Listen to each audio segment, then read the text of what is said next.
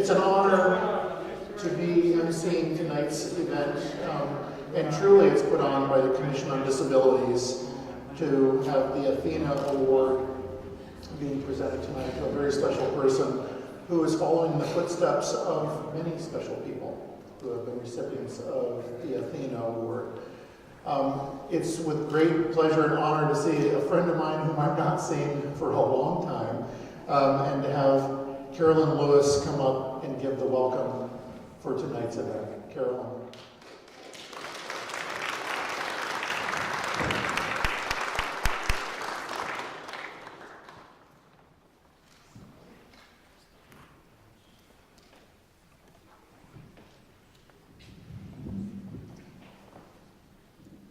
Charles Dillett said, "I don't want to live in a kinder world where we don't look out for each other, not just the people that are close to us, but anyone who needs a helping hand.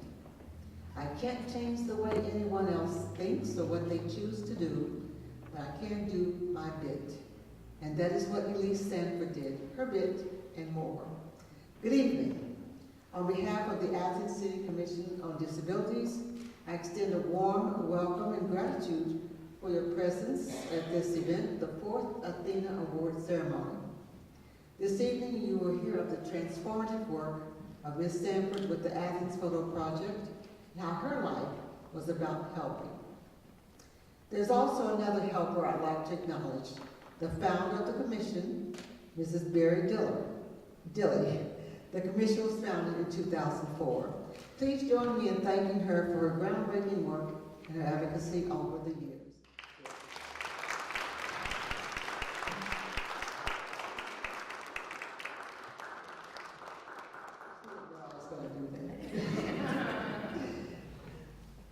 When we encounter challenges, it helps to have someone come alongside with practical and emotional support. These relationships can give us strength, purpose, and comfort. The late Fred Rogers of Mr. Rogers' Neighborhood said, "Find the helpers."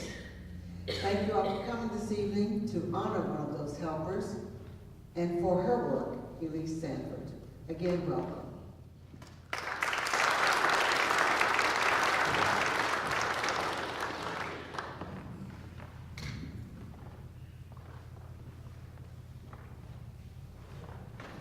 Thank you, Carolyn. I want to give recognition to a few other people. Most notably, I know Chris Knisely is here tonight, President of City Council, so thank you. I think Patrick McGee, should recognize Patrick, who's here tonight as well, City Council. Unfortunately, State Representative Jay Edwards will not be here tonight, but I know he's here in thought. It's interesting. Unfortunately, we lost a great past president in George H.W. Bush. And I say that because in 1990, on July 26th, is when he signed the Americans with Disabilities Act, which was a bold, brave step moving forward. I shouldn't say brave, it was the right thing to do, but it was. It was a bold move to make sure that that was codified as an act, and we continue to follow the Americans with Disabilities Act to make sure that we are making environments, cities, housing, as best we can, everything, to where we are stripping down those barriers that literally are insurmountable, that those of us who are currently able-bodied, that we don't recognize. I also want to give a big thank you to someone who is also not here tonight, former City Council member Debbie Phillips. It was Debbie that championed the Commission on Disabilities back in 2004.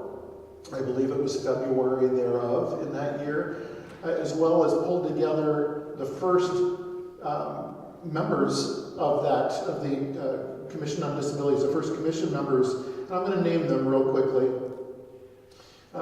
Michelle Jamian was on that charter commission, Lauren Miller, Amanda Norway, Nancy Nisbet, Bruce Earlgood, Joseph Berman, Barbara Conover, Larry Jagman, and Donald Dillinger. So that was the charter group going forward, and there's been a lot of people since. So, stop and think about that for a minute. 2004, it's 14 years strong that the Commission on Disabilities has been doing a lot of work. The Commission on Disabilities also started with what was called the Service Award. The Service Award had been given for many years in recognition of those who have gone above and beyond. And when I became the chair for the Commission on Disabilities, which I don't even remember when that was. It was a long time ago, it seems. I remember thinking, well, that award, as nice as it is, that name just kind of laid there. And I thought, we can do better. As a community, we can do better.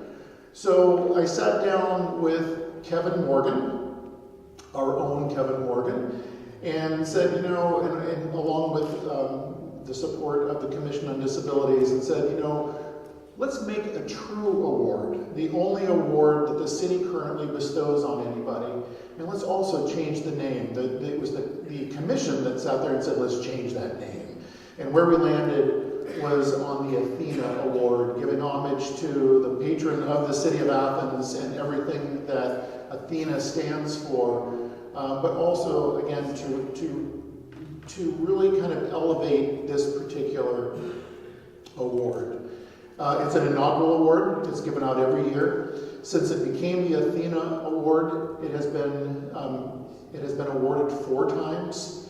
The first recipient of the Athena Award was Larry Jagman. And for those of you who were on the commission back in 2015, you remember we didn't have that award yet, and we kept telling Larry, it's coming, Larry, it's coming. You'll get this beautiful award. And he did receive that award the following year, at the same time that Michael Pletcher, who had also been a commission member for a while, he was recognized posthumously in 2016 and was a commission member for many years, as well as the director for ATCO.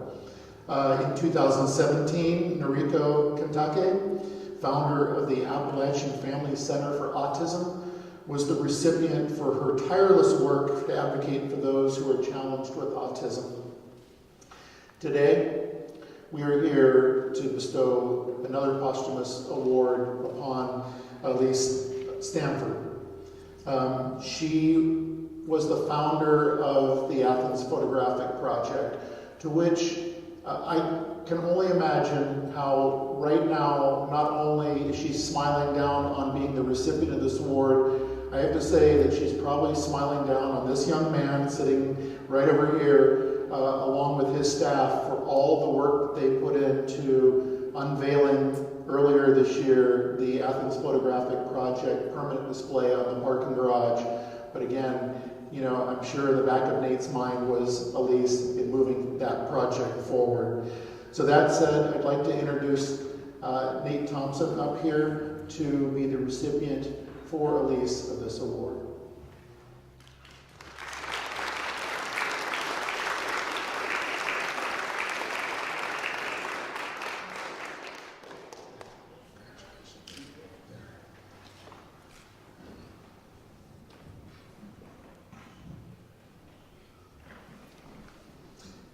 Do you have a few words you want to say? Yeah.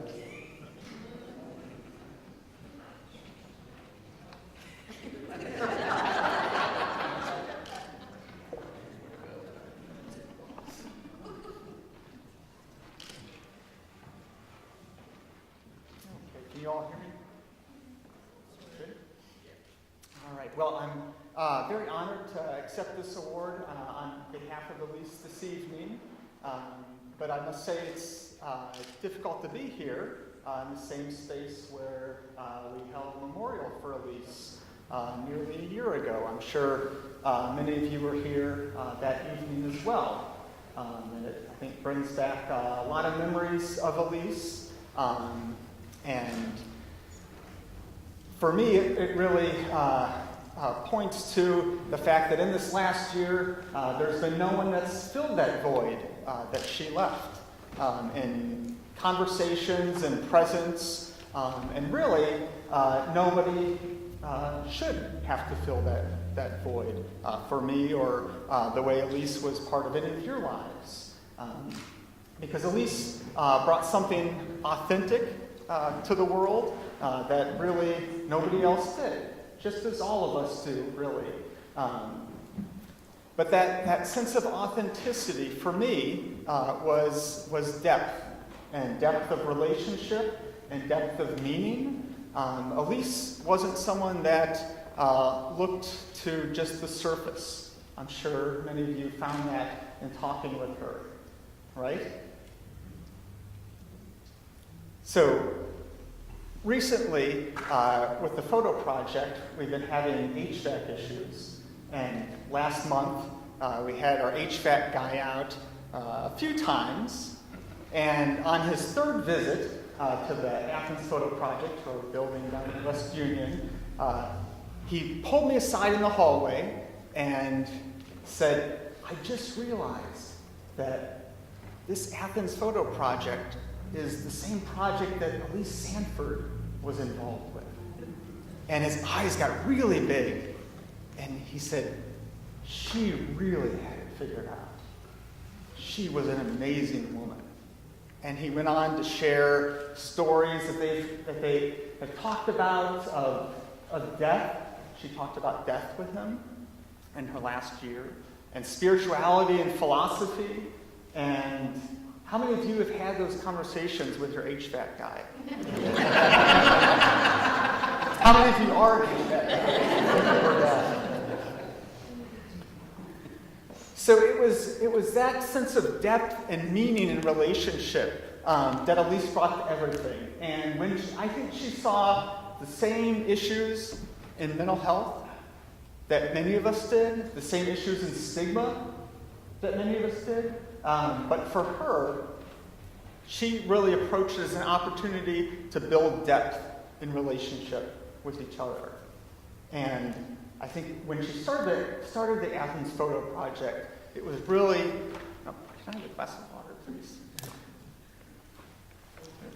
Sorry.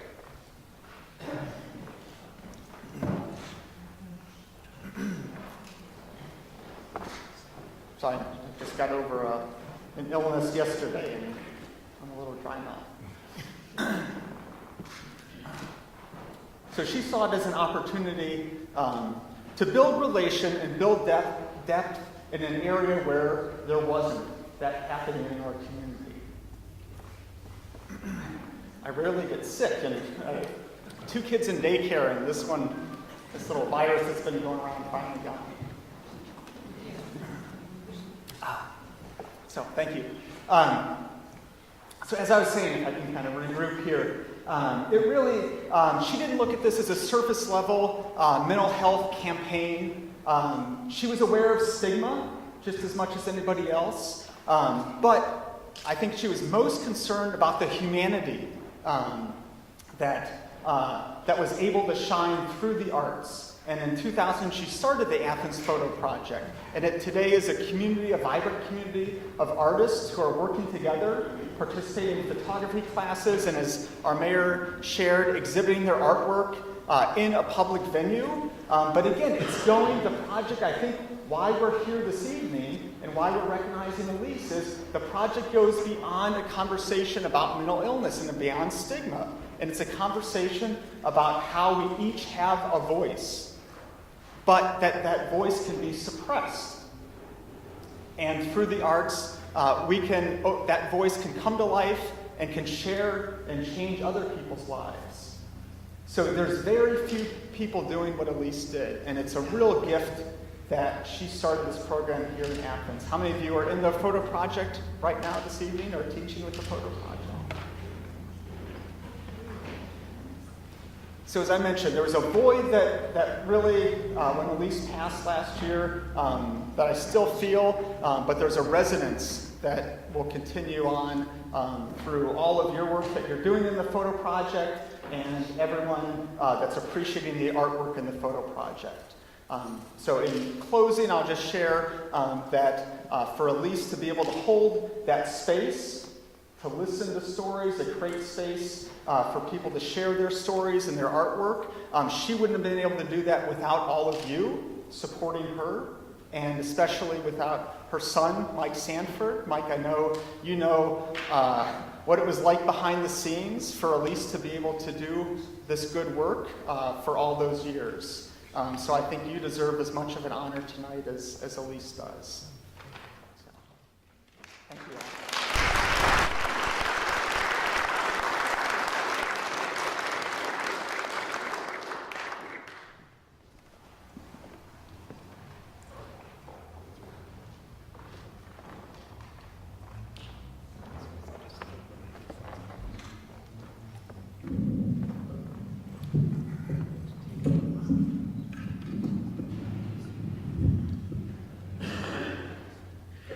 Hi everyone, my name is Davey McNally.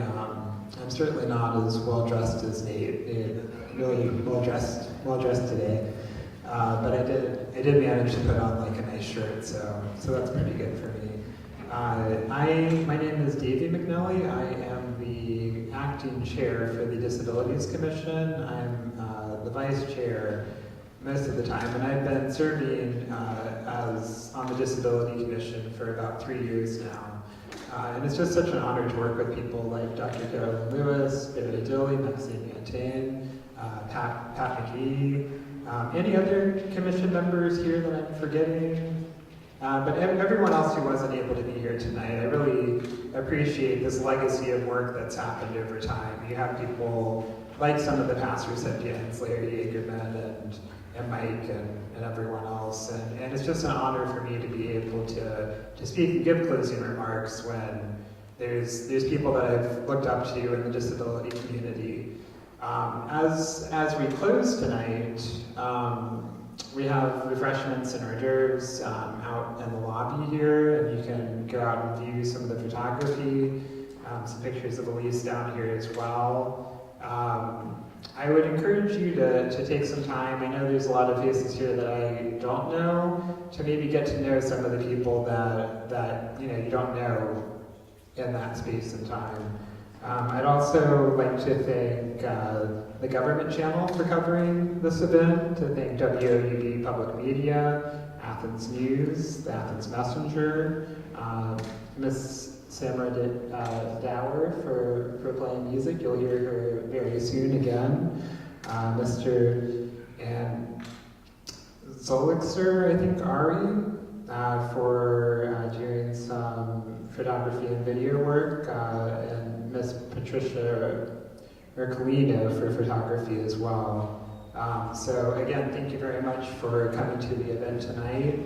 It was a great turnout, and really appreciate you and the Athens Photo Project here carrying on such important work. So just really appreciate that, and thank you.